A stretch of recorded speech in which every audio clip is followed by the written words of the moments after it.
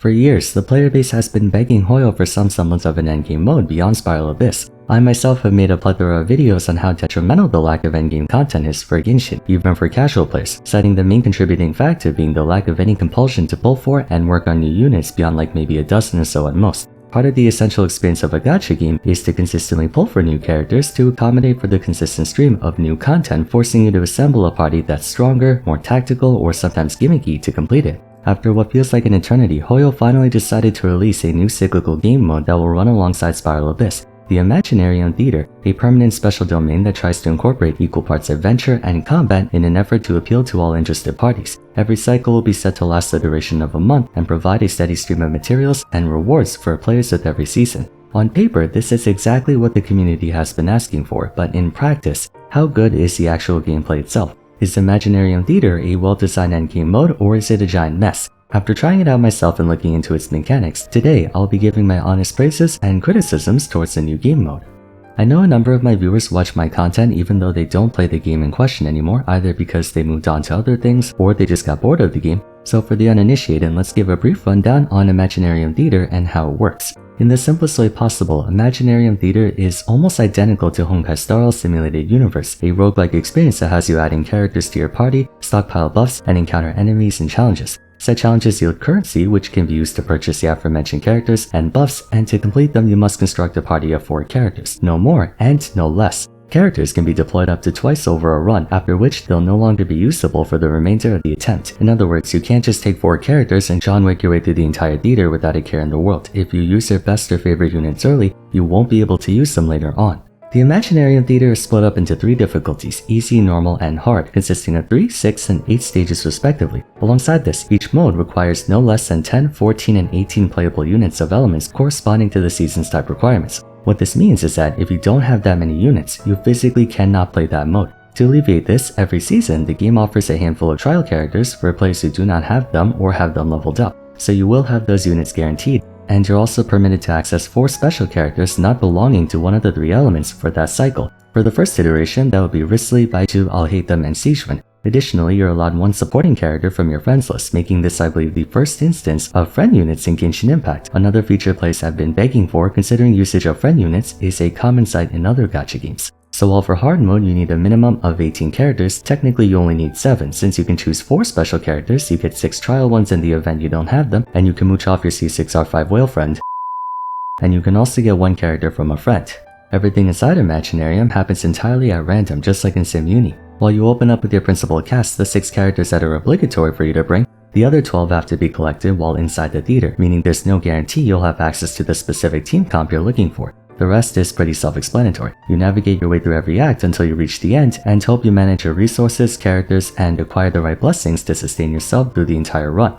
It's definitely a major break-off from the typical straightforward kill chambers of Spiral Abyss. I mean, don't get me wrong, the combat scenarios inside Imaginarium also consist of killing things fast or defending the monument thingamadoohickey, but with all the various ancillary mechanics present, such as the random characters, the party requirements, and the blessings, there's a greater focus on the adventure side of things, which brings me to my main and really only compliment I have with this game mode. Compared to Spiral Abyss, which has you mostly concerned about the amount of damage you can do, how efficiently your party is built, and engineering as ideal of a scenario as possible, succeeding in Imaginarium Theater taxes one's ability to think on their feet, to plan ahead with some degree of uncertainty, and to account for contingencies if and when things don't go according to plan, making the best out of what you have essentially. In the past and also in the future, spoiler alert, I talked about how the main problem with Genshin's characters is that while there are tons of creative playstyles and niches like the ones you find Candice, Toma, and whatnot in, the game doesn't have any instances where such playstyles are necessary. You have all these units who can be good in theory, but are garbage in application since they have no pragmatic application.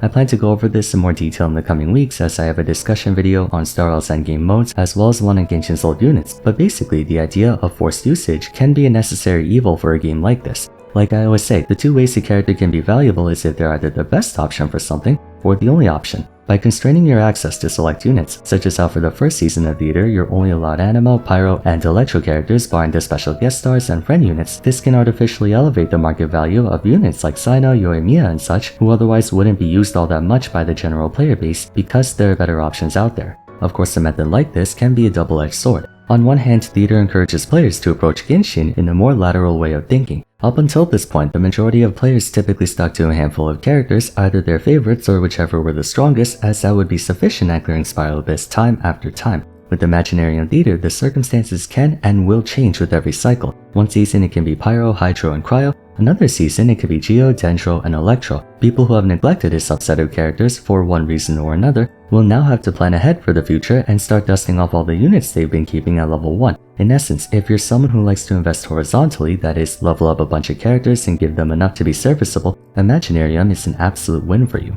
But if you're more of a vertical investor, someone who min-maxes the crap out of a handful of units, Imaginarium will suck really hard and you'll have a lot of catching up to do. Done carefully and considerately, forced necessity can be beneficial to the game, but here's where I arrive at my first major complaint with Imaginarium Theater. It's a character check in the most literal sense. The fights in this game mode are not that hard, if anything they come across almost too easy. When I completed it myself, the first thought I had was, that's it? It felt more like an event rather than endgame. I mean, granted, I'm a pseudo whale, so my units are a tad bit stronger than the average account, and I never considered Spiral Abyss to be all that difficult to begin with, but I feel like most of this game mode's quote-unquote difficulty is more about what you have and less about how you use it. Remember, if you don't have 18 of the appropriate characters for that season, you physically cannot play that difficulty, consequently being barred from the rewards it gives you. Again, in fairness, they provide you with up to 11 characters for free, so you realistically only have to find 7, but trial units are locked at level 80 and don't really have the best stats and equipment. They are usable, mind you, but considering you'll be thrown into situations where you have to improvise a suboptimal party either because you're missing a character or because you have no practice with that character, it would be in your best interest for every character to be decently strong to give you a safer margin for error. In any case, the problem with character checks is time.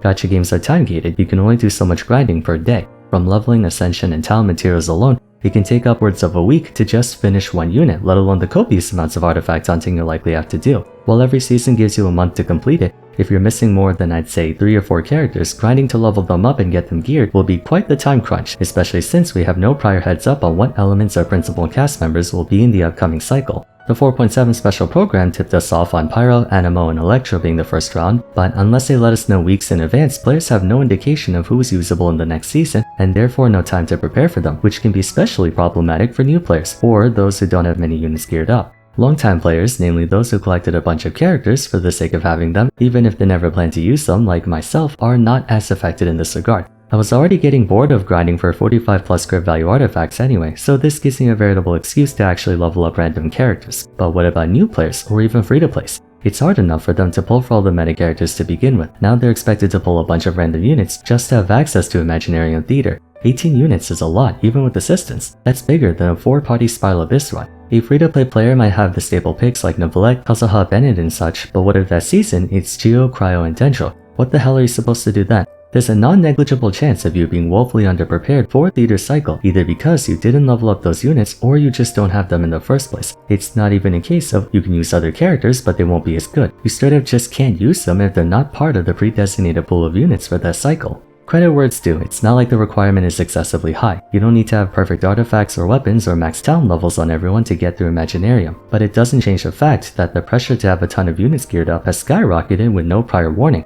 A possible negative consequence of this is that Genshin players will start getting overly obsessed with leaks, since now there's a legitimate reason to be. Over in Honkai Star Rail, players are pressured to know about content months before it actually comes out due to the endgame modes necessitating that you start planning for and working on it right now. You cannot last second grind a character in a gacha. The game literally prevents you from doing so on account of the stamina system.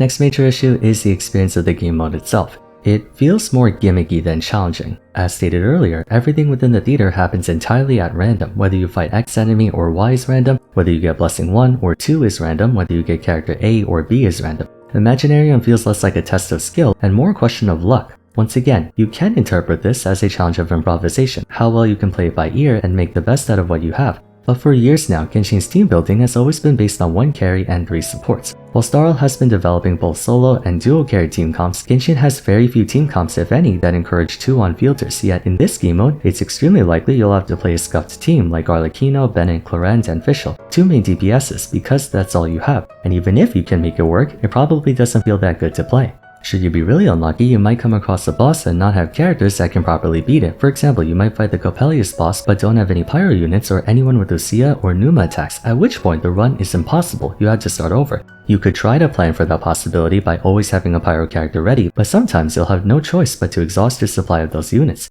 There are just so many elements of RNG that you'd be hard-pressed to even call this an endgame mode. Thankfully, the first iteration of Theater is fairly lenient on how strong your characters have to be, but if in the future they raise the difficulty of these runs, it's gonna get very frustrating very quickly. If they marketed this as a recurring event, that would be one thing, but given it follows the same timeline as Spiral Abyss, many people were under the impression this was an endgame mode. After you clear the cycle, you really have no reason to go back in afterwards. Couple that with the RNG and janky teams you're gonna have to make, once again, it doesn't feel challenging at all, it just feels gimmicky, annoyingly so. Imaginarium's not about optimizing rotations or figuring out what characters work best with who, it is completely random chance. You can't really plan out anything either since there's no guarantee you'll have access to them when the need arises. There are tons of channels on YouTube who upload Spiral Abyss clears using various units and team strategies because the viewer is able to replicate them. No one will care about Imaginarium clears, they'll just clear them and go on about their day. It's reminiscent of how people don't really care about Sworn Disaster and Golden Gears despite being potentially more difficult than Pure Fiction and Apocalyptic Shadow. That's because 9 times out of 10 you have to just hope you get lucky with blessings and curios or rely on cheese instead of postulate a winning stratagem. Altogether, I appreciate the premise of Imaginarium Theater and I can see what they were trying to pull off with it. But here's my conclusion. They tried too hard to cater towards both the hardcore and casual player base at the same time that they ended up disappointing both sides in some way. For casual or new players, it can feel too restrictive in terms of characters, while for hardcore players it feels underwhelming and somewhat annoying to clear. On top of that, most of the good concepts they implemented are cancelled out by something else. The idea of forcing players to try different characters they otherwise wouldn't have is counteracted by 1. Genshin being a gacha game, therefore you don't have year-round access to acquire characters, and 2. A finite amount of grinding you can do per day. The idea of making players think on their feet and experiment with unique team comps is counteracted by not having agency over which units they can encounter and when. Lastly, the idea of instituting a roguelike experience to potentially encourage replayability is offset by there being absolutely no reason to. Someone in my community post recommended they add some kind of endless mode to see how many stages you can progress through before you wipe out, and I think that's a genius idea. It does lean further into the notion of gimmicky and no longer makes Imaginarium an endgame challenge, but it sure as hell will make it a lot of fun to keep trying over and over again. I can very easily picture a sub-community of players who try to go as far as possible, and it might even be cool to have 1v1 collab streams where 2 content creators try to see how far they can go. Hoyo will have to come up with a different endgame mode, but I do agree that an endless Imaginarium would be a way you can appeal to both casual and hardcore players, provided many things are fine-tuned. In totality, Imaginarium Theater needs a lot of improvement. It decidedly has failed as an endgame mode, but perhaps, just like how it forces you to improvise and try unique things, maybe Hoyo should do the same and deviate from the initial idea of making it an endgame mode and instead go full send into a challenge run type game mode. I would definitely play it if there was an endless version. Anyway, that about sums up my thoughts on Imaginarium Theater. What do you guys think about the game mode? Do you like it or do you think it sucks? Feel free to share in the comments. For now, if you enjoyed the video, a like and subscribe would be much appreciated. Don't forget to follow me on Twitter @Vars, join my Discord server, and check out my other discussion videos if you haven't yet. But till next time, thanks so much for watching, and I look forward to seeing you again soon. Take care.